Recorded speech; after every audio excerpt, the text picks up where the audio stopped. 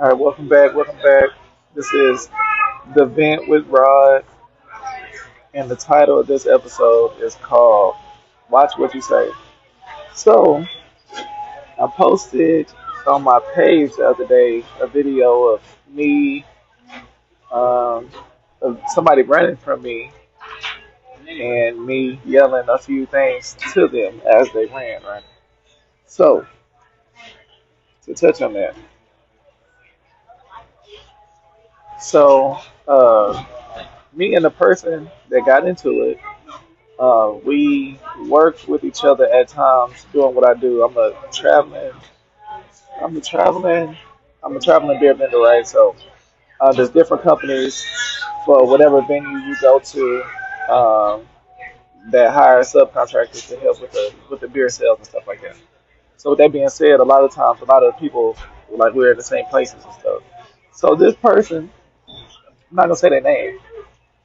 Um, we actually used to be kind of cool, whatever. When I started. They showed me the ropes on some stuff and things like that or whatever, which is kind of rare because um, as you start doing it longer, it gets like a little cutthroat because a lot of people don't want to share money or whatever, right? So opportunities. So it was always kind of cool. We ran across each other. What's up? Talk shit here and there. In between. Making some money and stuff. I don't know what happened. Uh, I think I was at a TCU game, and I might have gotten to it with one of his partners that he ran with, or whatever, which ended up kind of being a misunderstanding. But the dude kind of came at me crazy, but I let him make it, or whatever, because there's a time and place for everything. I ain't gonna mess my money up, so I let him make it. After that, um, I noticed the next time I saw the person, it was kind of like acting different or whatever, right? So I didn't think too much of it. So when I go to Fort Worth, his uh, his relative is like the supervisor, kind of like head person of us at that venue. So I remember one day I was up there, putting up my stuff, and then I forgot what concert it was. I think it was like a country concert or something. So I was putting up my stuff in the room, or whatever. End of the night, it went decent. One thing about him, he's always loud, always energetic and stuff like that, or whatever, blah blah blah. So he came back in there just talking. I ain't paying too much attention. We about to leave.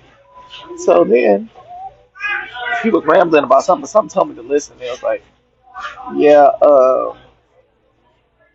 yeah. I saw some people drinking some of those little liquor things in the down there on the floor. So at the concerts, they have the floor to where that's the closest to the stage and stuff like that. So, I ain't paying no mind or whatever. But he was kind of upset, so I'm still kind of like paying attention. And then he was like, yeah, man, yeah, this and that, and blah blah blah. We don't need to be doing stuff like that, messing up my money, blah blah blah, all this other stuff. And then he was like, oh, and honestly, to tell the truth, I think it was him.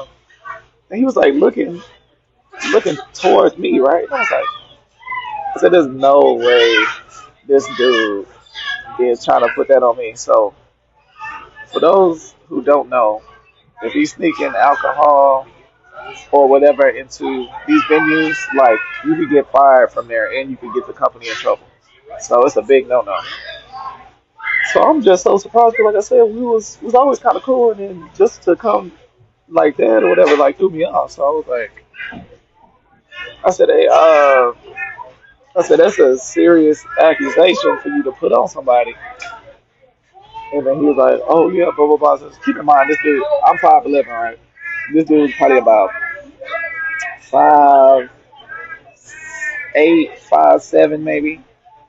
I don't care how big you are anyway, but anyway, so he's like, yeah, that's why I'll say it to your face. I'm not gonna say it when you're not around, blah blah blah, like kind of like being extra or whatever. So I'm like chilling out or whatever because I'm trying not to go off. So the supervisor or whatever, which is the family member, I see him kind of looking like, cause even though we have our little things every once in a while, he know I'm not that kind of person, especially to when I'm working somewhere, right? So he like listening or whatever, and then so the I'll say his name, the little dude name is Stu, right?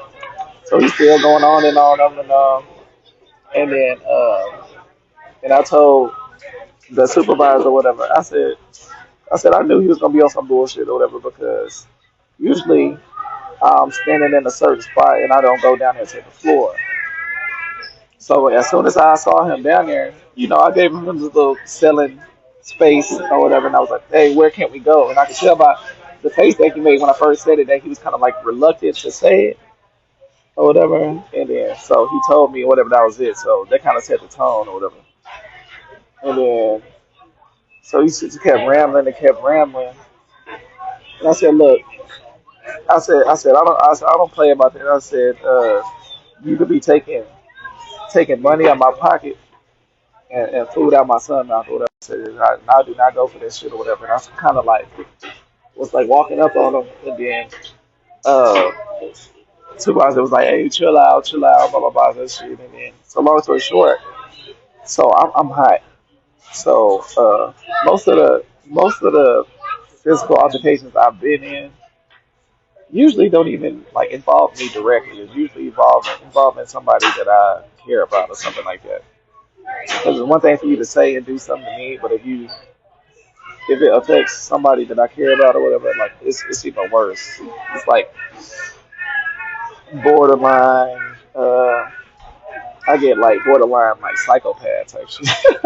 So, anyways, so I was like, I said, so we could go down there and talk to the people, and they could point out whoever was doing it. He was like, all right, well, come on. So we was walking or whatever, and he's still running his mouth, like on some lightweight, trying to be like tough shit, right?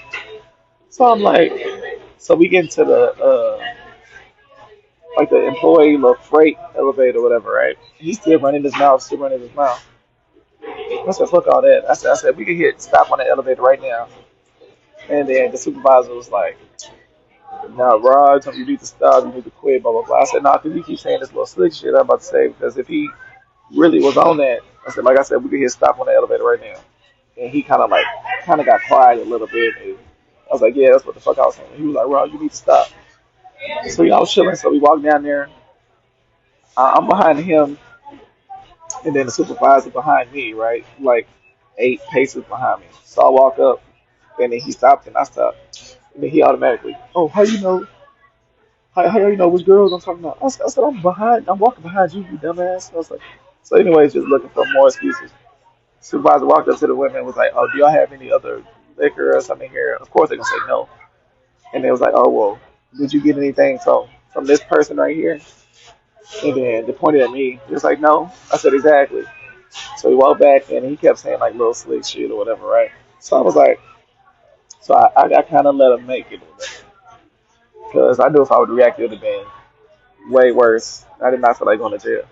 So after that, some time went by, but I still had that on my mind. So we was doing, like I said, that up there in Fort Worth, that's not my stomach grounds. I know I can't get away with too much up there, but the company that I work with out of Austin, he works with them. Yeah, my ears were big. And then so the company I work with out of Austin, um, he works with them sometimes too. So I was gonna catch him there. And then so um, we did a Formula One event that was in Austin, and I saw him early in the morning, right? And I walked past him. I said, I'm gonna have to see what the hands look like too, right? I said, yeah, I'm gonna catch him. And then he looked at me like, oh, let's do it right now, like in front of everybody, whatever. I'm like, I'm not about to get in trouble for that stuff. And I kept walking, and I was like, I said, you know what? I said, come to the parking lot. And he was like, he looked like surprised that I said that. I said, yeah, exactly. So he didn't want to go. So I think I didn't end up going back the next day because it was trash compared to the other Formula One events that I worked there in the past. So some more time goes by, and then I was about to do this Austin rodeo.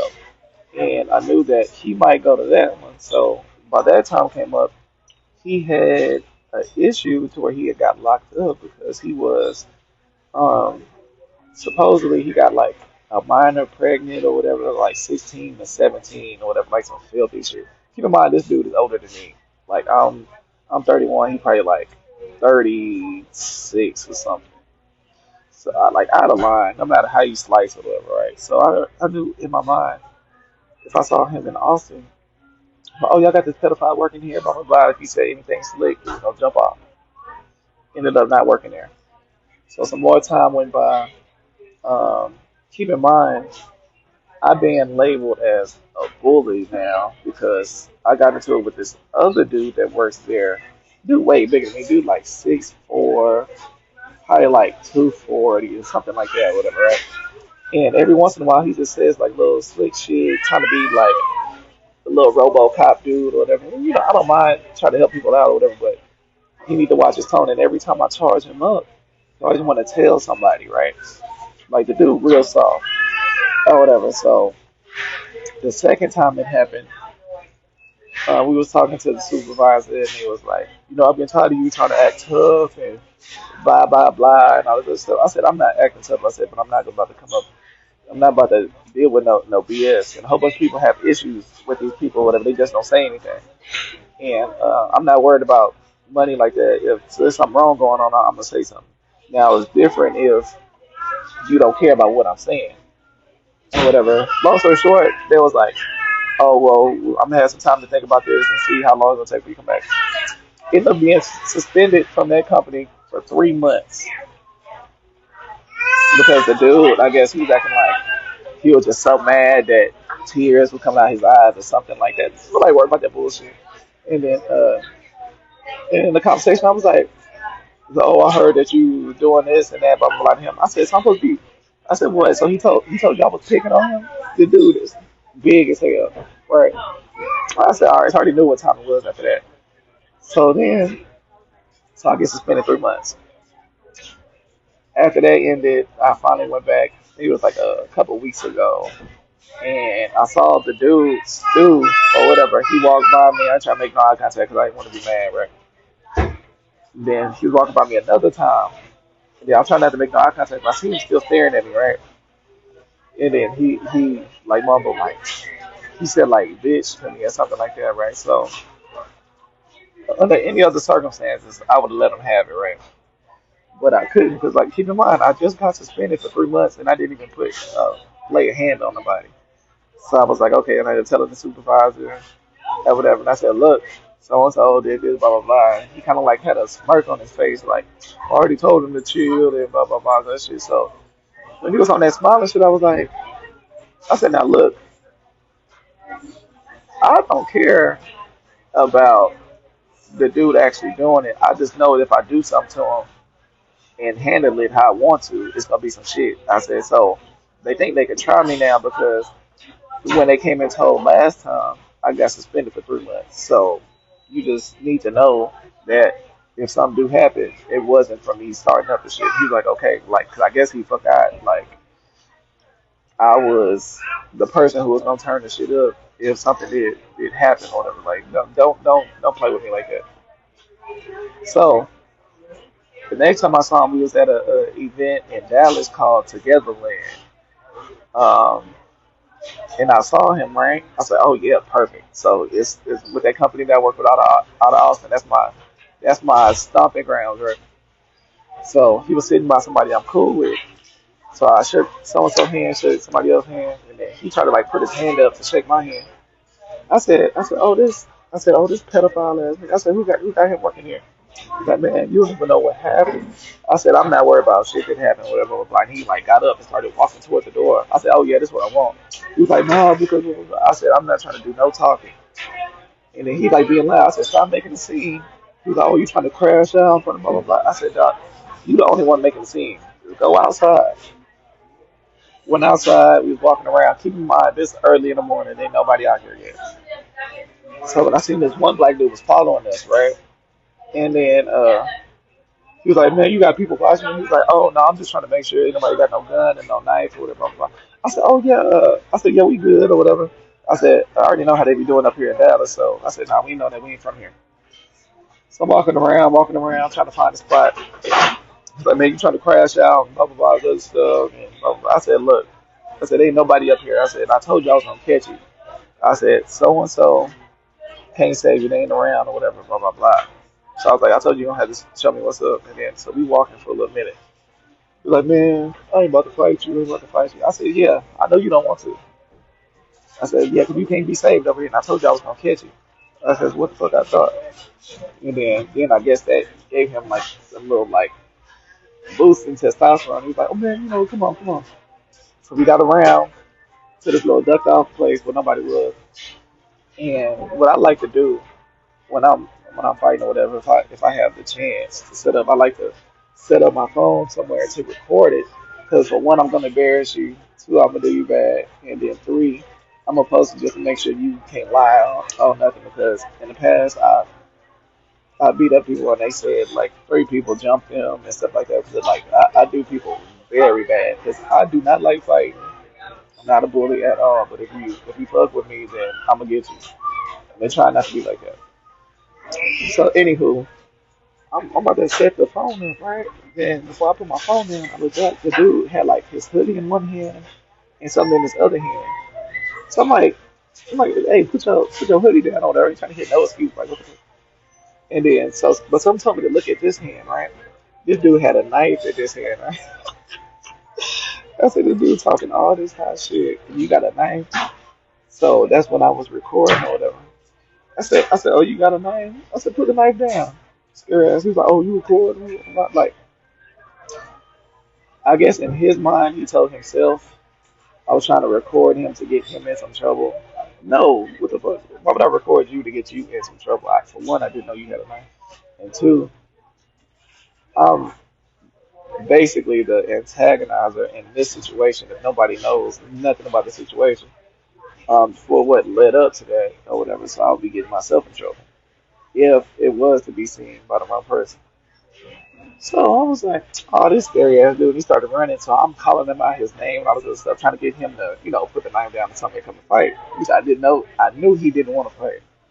So I was like, oh, you scary or whatever, blah, blah, blah. So I posted it so where everybody can see it and expose him because other people have issues with him too, and especially at that venue that we work at. But nobody says anything for whatever reasons. But I'm not going to be the one to not ever say nothing. So especially if it's wrong. Like I know when shit is wrong, I just don't complain about shit. So anyways, I went back or whatever, and then I was telling people about what happened and all this stuff, and then his friend, which is like an even older dude, he over here saying, "Oh, you don't know what a pedophile is," and blah blah blah. So I said, "Why you even sticking up for this dude?" It's like I don't care if that's your friend or not. I said, "Wrong is wrong," and he kept saying like little sweet shit. I said, "Well, you can come outside," and then so he was like, once again, "Oh, this dude right here in front of everybody in the building, right?" So I walk around the corner. I said, "Come on." And then he's still being loud, trying to make a scene. I said, come on over here. Still being loud. I said, look. So I'm around the corner. I said, all right, well, at least step over here. And I'm doing this. I'm not even talking now. I'm saying, come on, come on. So after about 2 or 3 minutes of doing that, where everybody's on alert now, he finally come around the corner. I said, step through this door, right? Because he's still in the building. Man, I'm not doing all that. I'm not doing all that. So anyways, he finally come out here. He like square, but he not moving, right? And people kept coming out the door and peeking and stuff like that. I said, y'all go inside, go inside. And then, so y'all go inside, go inside. And then people kept coming out, kept coming out. Then by then, workers actually started getting there. He was like, man, you ain't trying to do nothing. I said, oh, this bitch ass. Like, like it's just scary, dog. So I still got to catch him too. And the funny part about this is, since I work at the venue, when I check in, the old dude has to give me my little wristband to get in. So every time I see him, I laugh. And I seen the little dude Stu. Every time I walk in the room, he like looking, drop his head. Can't pay him to say nothing to me. So, but yeah, the moral of that is watch your mouth because you don't know how whatever you say can affect somebody else. So in that situation, not only you fucking up my money. Oh, hold on 1 second. 1 second. So not only was you messing up my money, that could in turn take food out of my stomach, and that's the worst thing you could possibly do. Or whatever, I would hurt you for that. So y'all just chill out. Every battle ain't worth fighting, and if you do pick one to fight, you better make sure it's worth it, and that you got to calculate it and can't get in too much trouble by it or whatever. So uh, that was that for the vent with Rod. Y'all stay tuned. I got some other videos coming from my channels. Sports Talk with Rod. We'll be covering the finals and NCAA football 25 and the late night talk with Rod. That's gonna be my first one. Y'all watch out for that. Um, title that's gonna be called Gray Sweatpants. Y'all look out for that. And then another one is another Let's Talk with Rod. It's gonna be about what age do you start teaching your kids to fight, and another one called Ants. So yeah, y'all stay tuned. See y'all next time.